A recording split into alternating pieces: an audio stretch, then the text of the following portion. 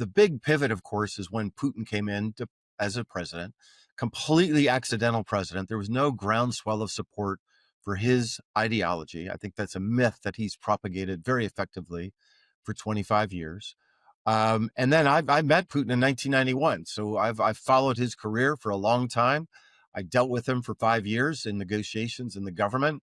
Russia today, I think, is more autocratic than the late Soviet period. I think if on many different metrics, more political prisoners, less freedom.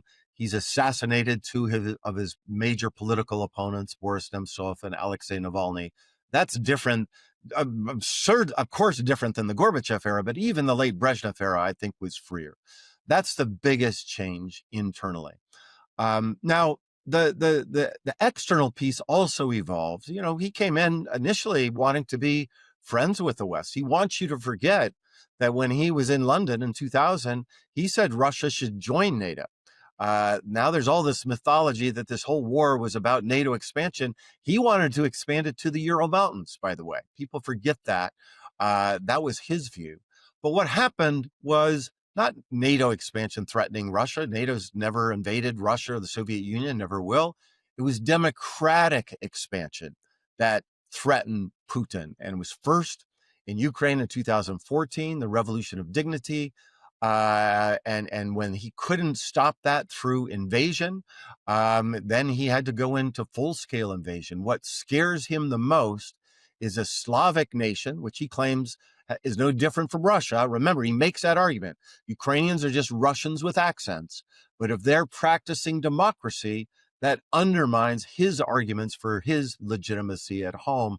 And that's been the big change over the time that I was in the government, where his paranoia about Ukrainian freedom and Ukrainian democracy threatening him, that was the biggest change. Another piece that he wants everybody to forget is that he was a systemic guy. He was not in opposition to Yeltsin. He worked for Yeltsin. And initially, he was not a very confident guy. He was against democracy, against media, but he kind of listened to others with respect to markets and with respect to foreign policy. But gradually, he got this chip on his shoulder over what he believed were these color revolutions against his allies, right? So Serbia 2000, Georgia 2003, Orange Revolution in Ukraine 2004, and then it repeated again in his view, and that's when I listened to him complain about it.